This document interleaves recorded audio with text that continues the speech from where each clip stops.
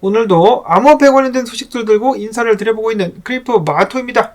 달러가 약간 오를락말락 하고 있는 가운데 미국 증시는 오늘 일제히 상승으로 마무리를 지었습니다. 자, 그러나 비트코인 3만 달러 아래로 밀려 내려와가지고 올라가지 못하고 있는 모습.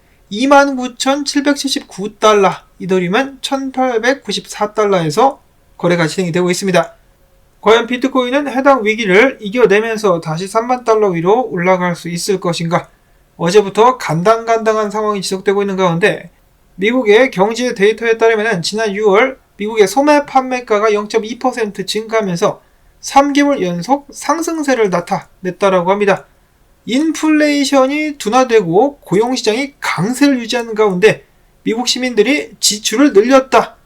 이는 즉 경기가 괜찮다라는 해석으로 이어질 수 있다라고 하는데요. 그러면은 연준이 이번 달에 금리를 확실히 인상을 하는데 힘을 실어주게 될 것 같습니다. 사실 이번 달 같은 경우는 많은 사람들이 이미 예상을 하고 있는 바고 다음번에 올릴 것인가가 또 관건이 될 것 같은데, 자, 그 다음으로는 미국의 재무장관인 제닛 옐런에 관련된 재미난 소식이 또 나왔다라고 합니다. 최근 아시아를 순방하고 있는 제닛 옐런 미국 재무장관은 최근에 계속해서 이런저런 뻘짓을 하고 있다라고 하는데요. 제가 과거에 공유했었던 이 영상 있지 않습니까? 중국 공산당 간부에게 샤바샤바 굽신굽신하는 이 장면은 AI가 아니라 진짜인 것으로 이제 다시 한번 확인이 됐다라고 하고요. 그런가 하면 중국에서 저녁 식사를 할 때 이 중국에서 환각 버섯을 제닛 옐런이 먹기도 했다라고 합니다. 농담이 아니라 진짜로 환각 버섯을 먹었다라고 하고요. 그 후에 인도에서 열리는 G20 서밋에 참석을 했는데 거기에 참석한 국가들에게 회의를 하면서 한 말이 각 국가의 시민들에게 확실히 많은 양의 세금을 물리도록 하는 것과 가난한 국가들에게 2천억 달러를 대출해주면서 강제로 기후변화 운동에 참여하도록 시키는 것, 그리고 암호화폐를 공격하는 것, 또한 무너지고 있는 은행을 구조하는 것 등에 대해서 이야기를 했다라고 합니다. 자, 그리고 황당한 것은 질문과 답변 시간에 제닛 옐런이 국제 경기에 대한 질문을 받았는데 이에 대한 답변으로 농담이 아니라 그는 이야기하기를 세계 경제에 기여할 수 있는 가장 좋은 방법은 바로 우크라이나에 무기를 지원하는 것이다 라고 발언을 했습니다. 세계 경제를 돕는 가장 좋은 방법은 생산을 늘리는 것도 아니고 자유시장을 활성화시키는 것도 아니고 바로 우크라이나에 무기를 지원해가지고 더 싸우도록 하는 것. 자, 그래서인지 모르겠지만 미국 같은 경우는 솔선수범을 펼치면서 이번에 다시 한번 우크라이나에 무려 13억 달러 규모의 군사적 지원을 하겠다라고 밝혔습니다. 나라는 빚이 넘쳐나는데 계속해서 돈을 퍼주고 있는데요. 한 가지 재미난 것은 미국 같은 경우 당연한 이야기겠지만 다른 여타 국가들에 비교해가지고 우크라이나에 지원한 돈이 그 차이가 어마어마하게 납니다. 몇십 배 차이 나고 그러는데 2위인 영국과 비교를 해도 9배 차이가 난다는 것인데 미국 혼자서만 무려 479억 달러를 지원했습니다. 479억 달러, 영국이 51억 달러, 유로피언 유니언이 33억 달러를 지원했는데 혼자서 479억 달러 지원. 자, 미국은 어째서 이렇게 우크라이나에게 집착을 하는 것일까요? 언젠가는 그 이유가 꼭 밝혀질 수 있기를 바라봅니다. 자, 그리고 SEC가 비트코인 현물 ETF 신청 심사에 들어갔다는 소식 나왔죠. 지금 8개 이 기관들에 대한 심사가 들어갔습니다. 8개 기관은 블랙락, 바네크, 인베스코, 갤럭시 디지털, 피델리티, 위즈덤트리, 비트와이즈, 발키리 등등이라고 하는데요. 이에 대해서 비트와이즈의 최고 투자 책임자는 이야기하기를 예상하기를 SEC는 앞으로 45일 내에 신청에 대한 결정을 내리거나 검토 기간을 연장할 수 있다라고 밝혔습니다. 자, 일단 코인베이스와의 갈등 때문에 쉽게 승인을 해줄 것 같지는 않지만은 신청한 곳 중에 블랙락이 껴있어. 이래서 모른다라는 것이죠. 과연 올해 안에 비트코인 현물 ETF 승인될 수 있을 것인가? 모건 크릭 CEO 같은 경우는 현물 ETF 신청만으로도 55,000달러까지 비트코인이 오를 것이다 라고 예측을 했습니다. 참고로 그는 55,000달러를 예측 공정가로 표현을 하기도 했었는데요. 비트코인은 앞으로 금을 대체하는 새로운 기본 계층 화폐로 자리 잡을 것이다 라면서 강세장을 예고했습니다. 돈 내놔 언니 캐시우드 같은 경우는 최근에 발생한 미국의 은행 위기를 겪으면서 비트코인의 미래에 대한 자신감을 다시 한번 확인할 수 있었다라고 하는데요. 그가 기대하는 비트코인 가격 최대 150만 달러, 최소 62만 5천 달러를 예측했다라고 합니다. 자, 비트코인 150만 달러 가나요? 한편 현물 ETF에 대한 기대감이 끌어오르고 있는 가운데 몇몇의 전문가들 같은 경우는 우려를 나타냈다라고 하는데, 첫 번째로는 볼러틸리티 쉐어스의 최고 투자 책임자 이야기하기를 SEC가 비트코인 현물 ETF에 회의적인 이유는 바로 암호화폐 거래소가 충분히 규제되지 않고 있다는 점 때문이다. 거래소 규제는 ETF 승인 전 필수 단계로서 실제 규제가 갖춰지기 전까지는 오랜 시간이 걸려버릴 것이다 라고 이야기를 했었고, 또 다른 전문가는 ETF 승인은 기정사실이 아니야. SEC는 ETF 출시 승인 관련 정치적 압박에 놓여있지만 오랜 기간이 걸리는 것은 불가피하다. 이어서 블록스테이션 CEO 같은 경우는 이야기하기를 SEC와 코인베이스 소송이 해결될 때까지 비트코인 현물 ETF 출시는 승인되지 않을 것이다 라고 이야기를 했습니다. 자, 이런 상황에서 기대해볼 수 있는 것은 이제 판사가 SEC의 싸대기를 때리면서 코인베이스의 손을 들어주거나 ETF를 신청한 회사들이 코인베이스가 아닌 SEC가 인정하는 다른 파트너를 데려오는 것이다라고 볼 수가 있겠는데요. 그럼에도 불구하고 저는 상당히 긍정적으로 상황을 보고 있습니다. 어쩌면은 SEC랑 블랙락이랑 이미 짜고 딱 적당한 시기에 ETF를 신청한 것일 수도 있겠고요. 어찌됐거나 올해 안에 ETF가 승인이 되지 않을까, 최소한 하나 정도는 승인되지 않을까 예상을 해보고 있습니다. 다음으로 이어서 미국의 전 상품선물거래위원회 위원장 티모시 마사드가 이야기하기를 최근에 SEC가 리플사에게 패배하는 그런 모습을 보였었는데, 그럼에도 불구하고 SEC와 CFTC가 암호화폐를 대하는 접근법에는 큰 변화를 기대하기는 어려울 것이다 라고 이야기를 했습니다. 왜일까요? 아무래도 바이든 정부 때문이겠죠. 앞에서 제닛 옐런이 G20 국가들에게 암호화폐 관련된 규제를 강력히 하라고 주문을 한 것처럼 아직까지는 암호화폐를 쪼고 있는데, 근데 또 마냥 그렇다고 보기에는 지금 블랙락이 현물 ETF를 출시하면서 언론 플레이를 막 하고 있다는 것이죠.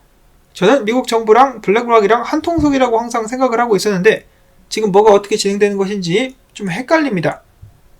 자, 그 다음으로 코인베이스 CEO 같은 경우는 조만간에 민주당 의원들, 미국 민주당 의원들 같은 경우는 암호화폐에 대해서 굉장히 적대적인 모습을 보여주고 있는데요.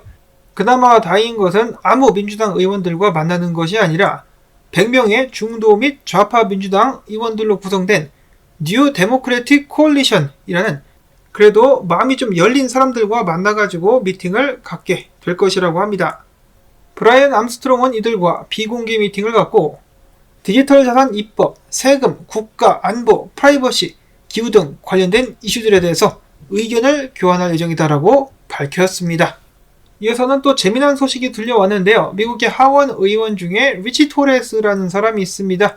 그는 최근에 SEC 게리 겐세이에게 서한을 발송해가지고 하위 테스트는 조잡하니까 때려쳐 임마, 하위 테스트 사용을 제고하며 암호화폐 자산 평가를 위한 새로운 테스트를 갖고 나와, 그리고 임마 암호화폐는 증권 아니거든, 공격 좀 그만해 라고 이야기를 했습니다. SEC와 게리 겐슬러가 계속해서 들이밀고 있는 하위 테스트, 1947년도쯤에 만들어진 테스트죠. 자, 여러분들 그냥 간단하게 생각을 해가지고 예를 들어 1946년도까지 갈 필요도 없이 50년 전, 40년 전 자동차나 패션, 컴퓨터 혹은 여타 기술과 지금 현재 상황을 비교를 해보십시오. 비교는커녕 갖다 대기도 힘든데 그보다 훨씬 더 오래된 테스트를 지금 암호화폐에 끼워 맞추겠다고 들고 와가지고 들이미는 꼴이라니 어이가 없습니다. 그냥 뭐 억지라고 밖에는 보여지지가 않는데 이 새로운 법안을, 새로운 규제를 들고 나와야 되겠죠. 자, 그 다음으로는 미국 정부 같은 경우 지금 현재 19만 4,188개의 비트코인을 아직도 들고 있다라고 하네요. 굉장히 많은 숫자라고 볼 수가 있겠습니다. 얘네들이 마음먹고 던지면은 암호화폐 시장 흔들 수도 있을 것 같은데 살살 겁만 주면서 던지지 않는다는 것을 봤을 때는 역시 뭔가 계획이 있는 것이 아닌가 라는 생각이 들기도 합니다. 자, 그 다음으로 미국 증시가 승승장구하고 있는 가운데 크레딧 스위스 같은 경우는 S&P 500의 연말 종가를 4,050포인트에서 4,700포인트로 대폭 상향 조정을 했다라는 소식이 나왔습니다. 그만큼 증시가 쭉쭉 올라가게 될 것이다 라고 믿고 있다. 자, 비트코인은 어떻게 될까? 지금 현재 상황이 좀 미국 증시 비해서 후달리고 있습니다.